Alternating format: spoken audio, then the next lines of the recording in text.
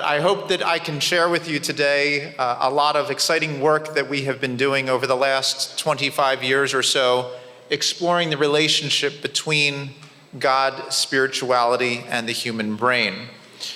Many of you are familiar with this wonderful painting in the Sistine Chapel, but many of you probably hadn't looked at it the same way one particular neuroscientist looked at it about 20 years ago.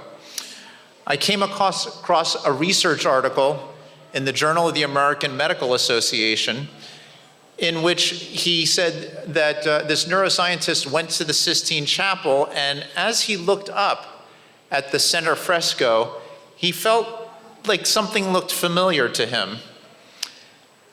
In fact, it started to look a little bit like the human brain in the image where God was. And he went into a very interesting description about this.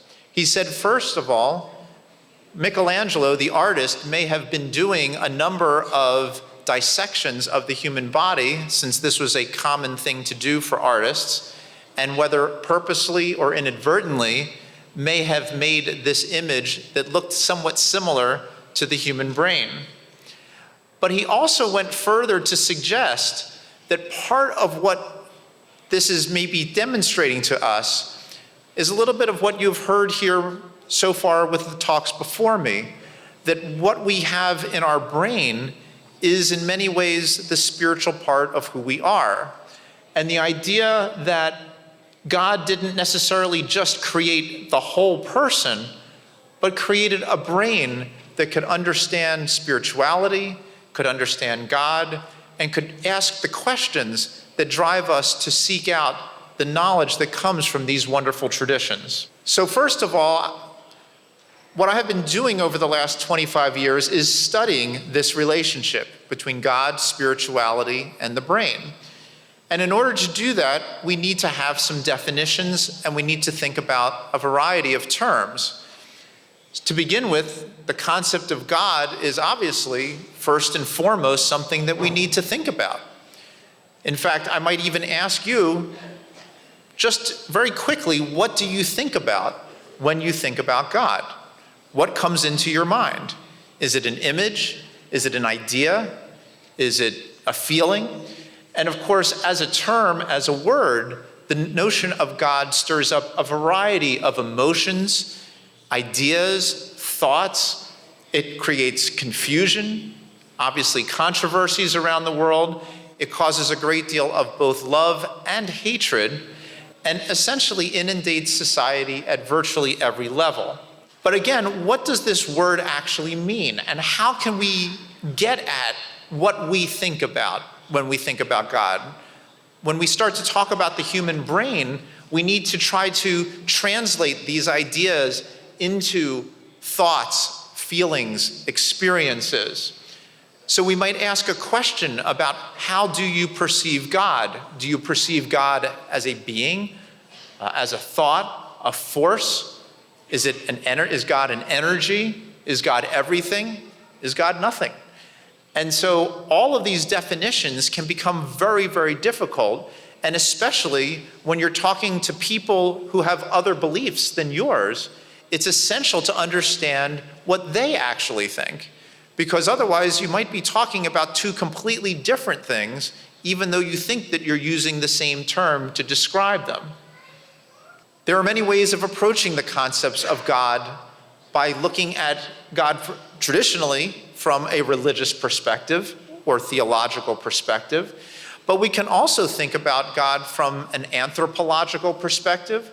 We can go back in time and think about when human beings first started to understand that there might be an afterlife or a spiritual realm or some being that created the world or helps us through our everyday lives.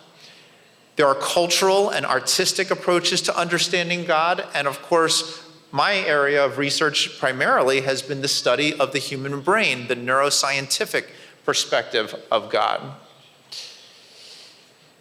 Now, the neuroscientific perspective of God has had a variety of different terms that have been thought about in terms of how we describe this. The most common one right now is the term neurotheology.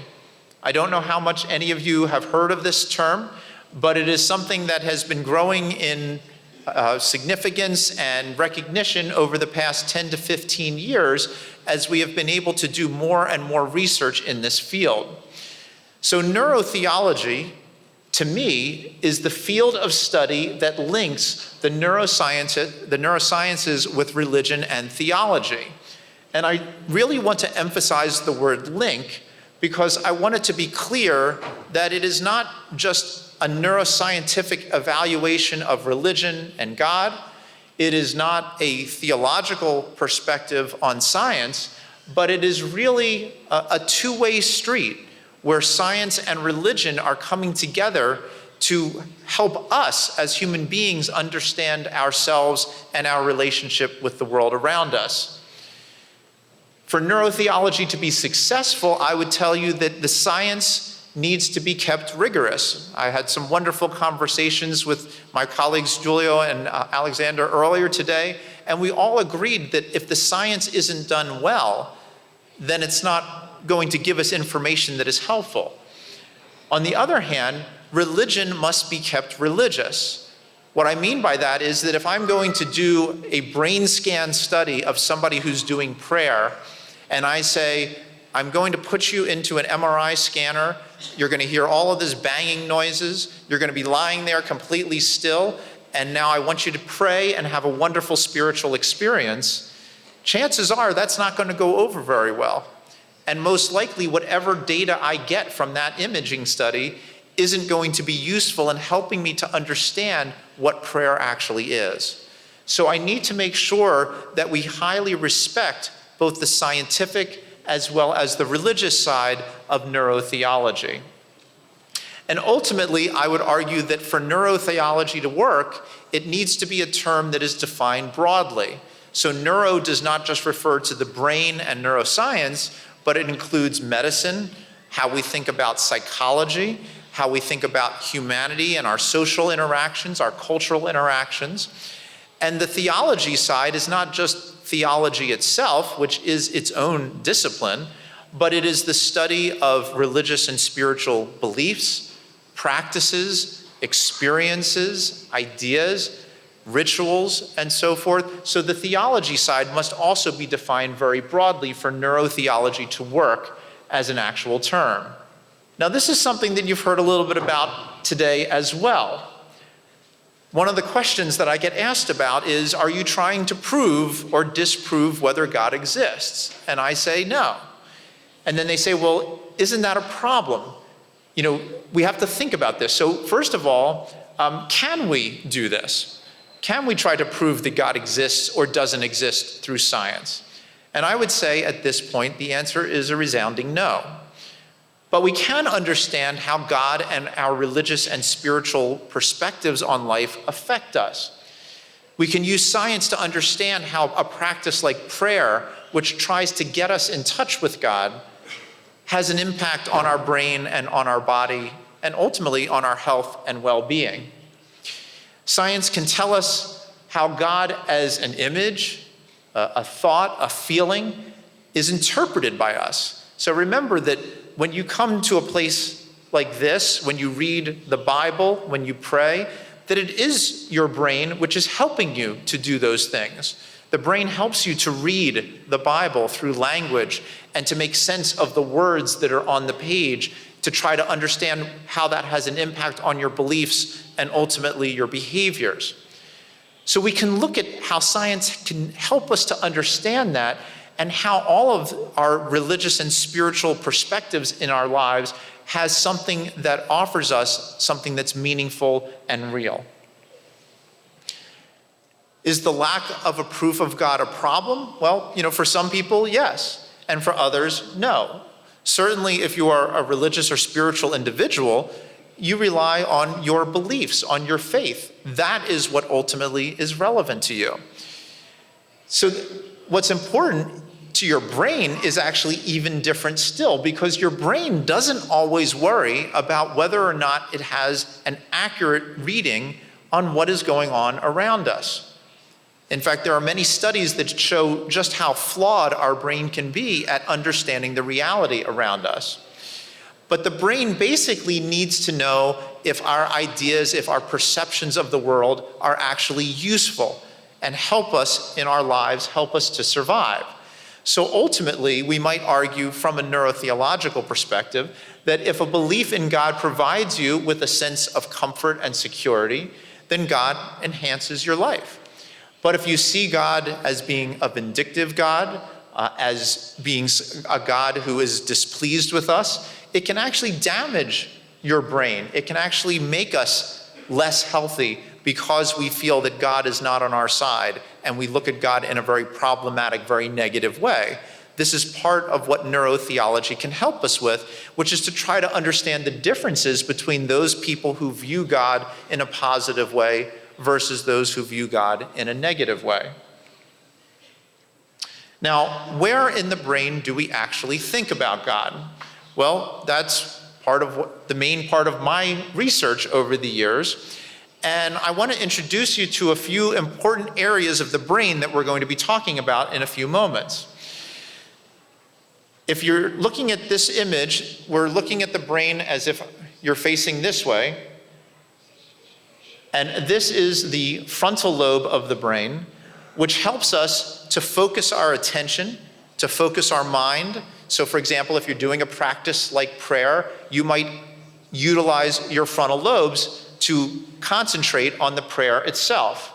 Along the side of the brain is the temporal lobe, which houses our language areas and also parts of our visual system. So when you read the Bible, for example, you're using this verbal conceptual area here that allows you to try to understand what it is that you are reading. The back of the brain is called the parietal lobe, and I've listed this as an orientation area.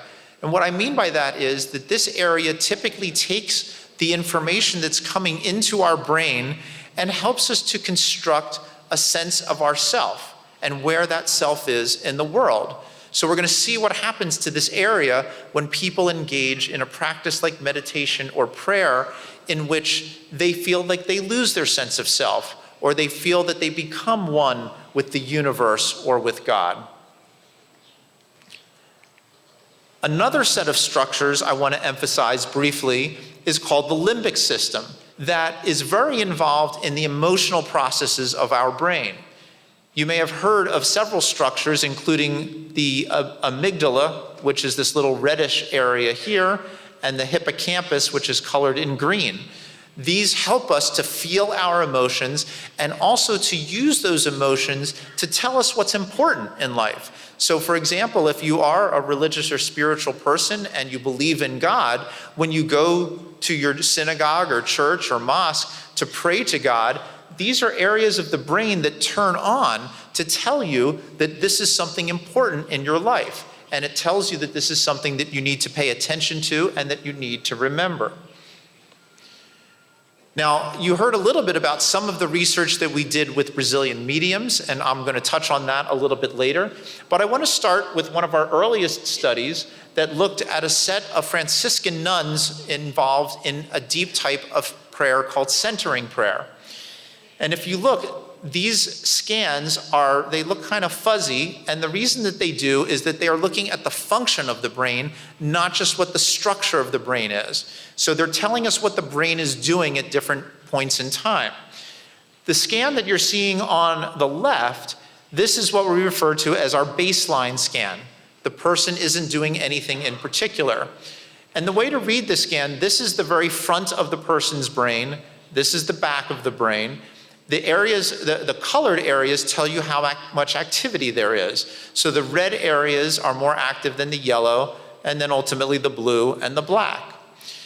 When we look at what's going on in the brain when the nun was actually in prayer, in deep prayer, you can see that there are a couple of areas that turn on. So in the frontal lobe, there is more red activity here than what you see over here.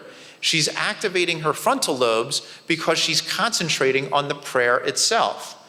Now, interestingly, she also activates this area. You can see this is more red here than here. So this is that temporal lobe area that is involved in language. Why? Because she is doing prayer. She is using language as part of her spiritual practice.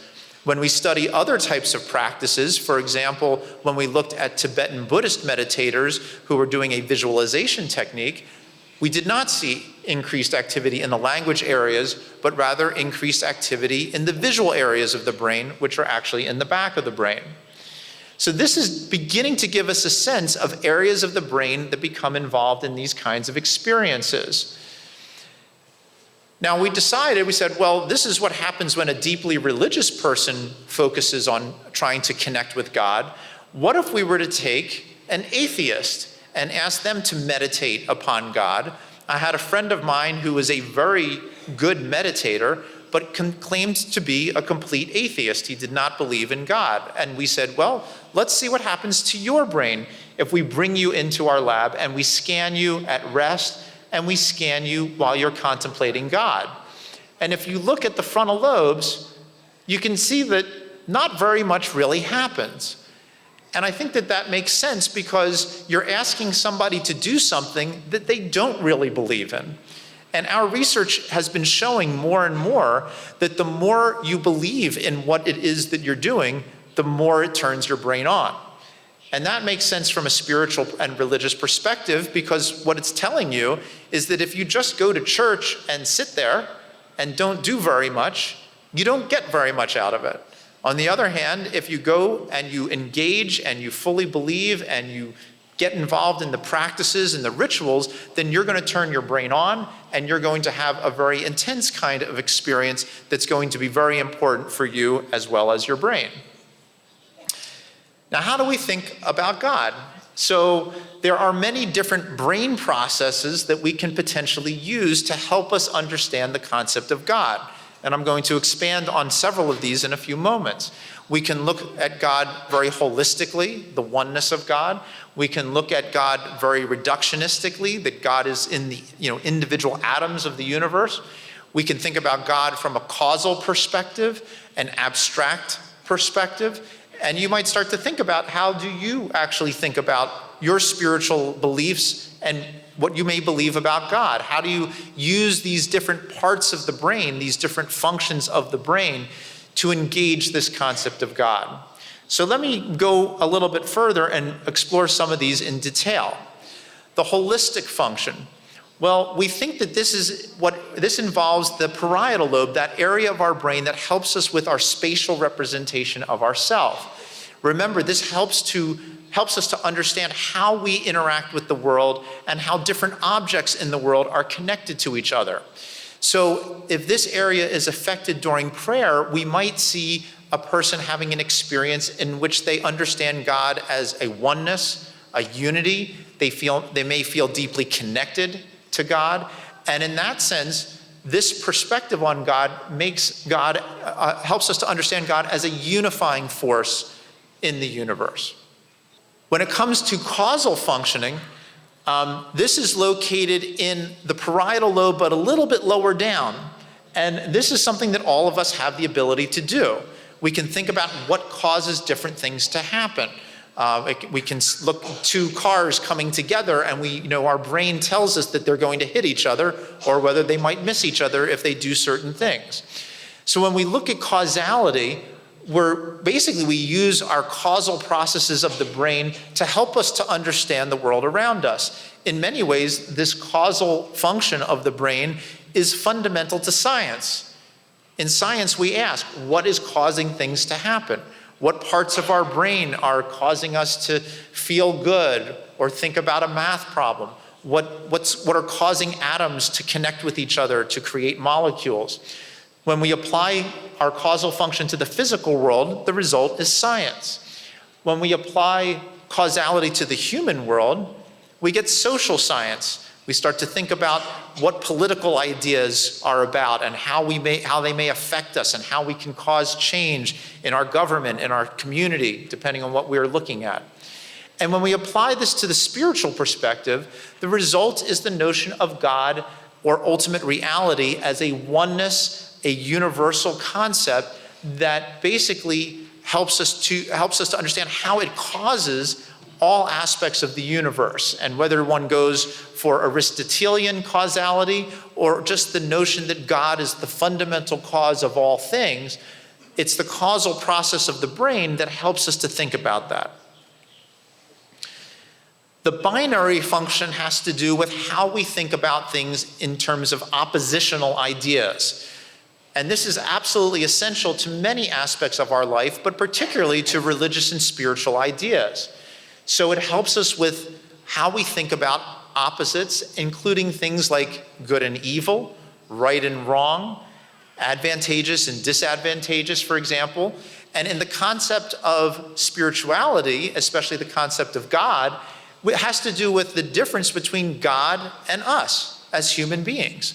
Here we are incredibly finite, mortal, flawed. How are we going to have any kind of relationship with something which is omniscient, all-knowing, all-powerful? How do we have a relationship with God? And our binary function helps us to set that up so that we can try to work through that particular problem through the other processes of our brain that help us to resolve different issues that are problematic for us. I also want to mention the concept of willfulness and surrender. I mentioned earlier that when the nuns were praying, they were purposely doing that.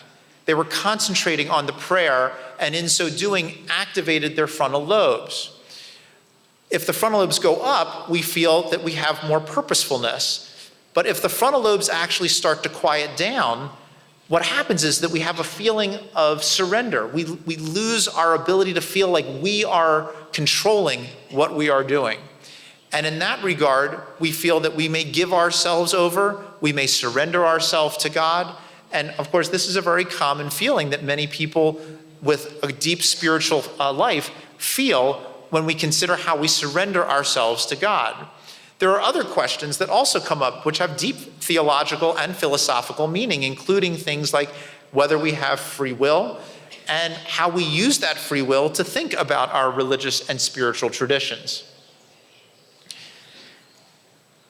Now, I want to move a little bit away from how we think about God to how we feel about God, the experiences that we have that are associated with our religious and spiritual beliefs.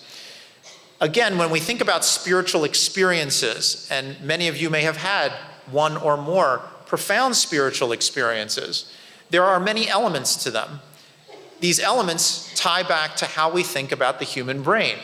So for example, there may be various cognitive elements, including a sense of oneness, or a sense of clarity, a sense of knowledge, wisdom.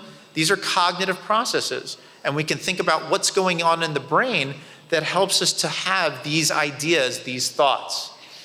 These thoughts and ideas ultimately create our beliefs, and we can think about how our beliefs are formed, where they are held in the brain, and how they affect our lives and our behaviors.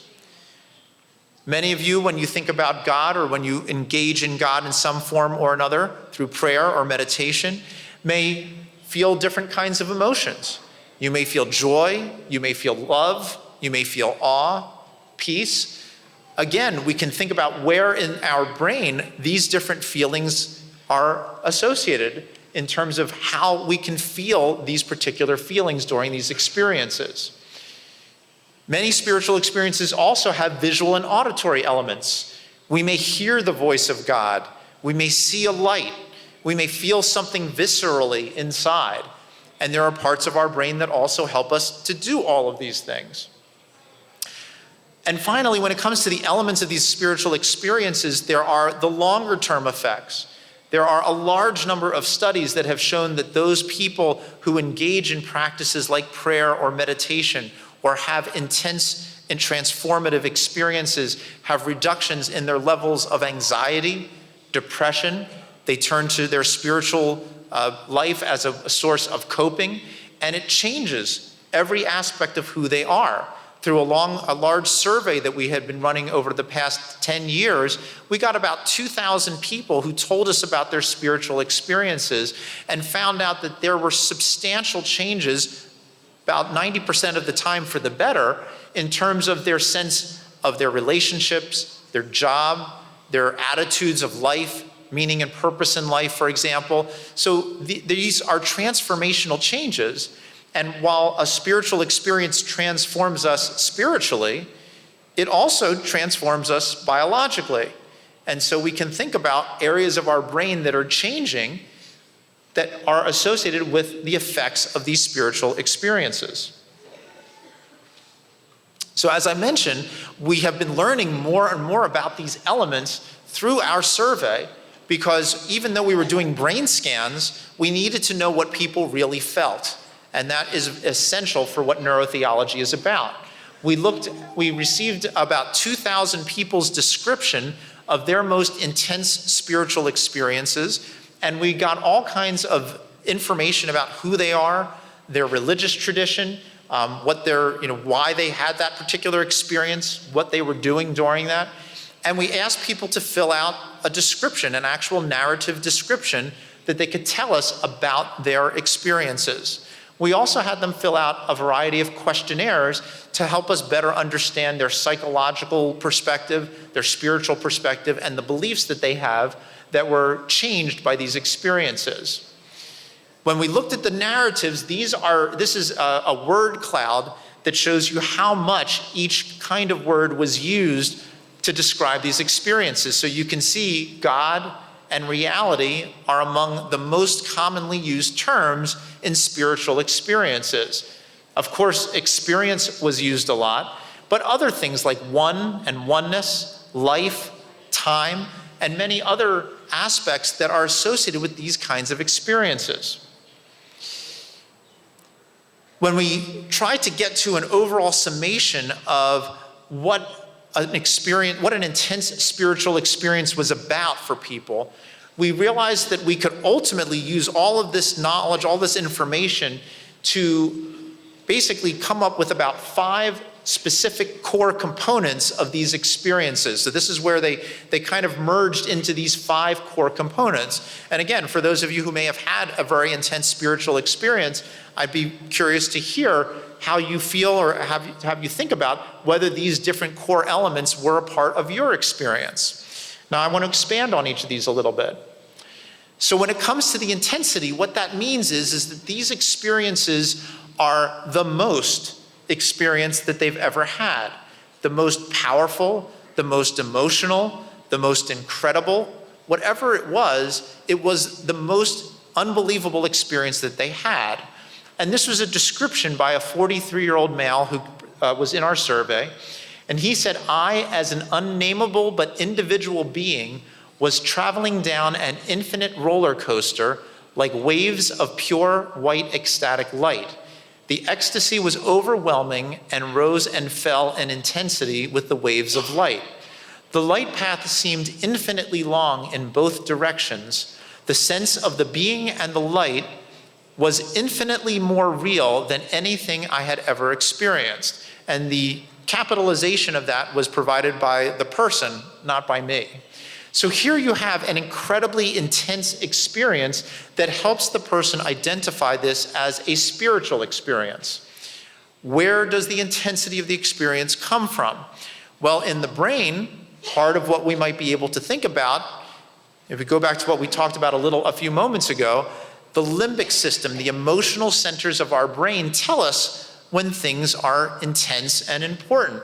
And if you look at this area where the arrow is, this is that limbic system. This is the amygdala and the hippocampus. And if you see the amount of activity there, this is at rest. Let me see if I can do this. And this is during an intense spiritual experience. Their limbic system really turns on to tell them that it is of fundamental importance. It is a very intense experience that they are having.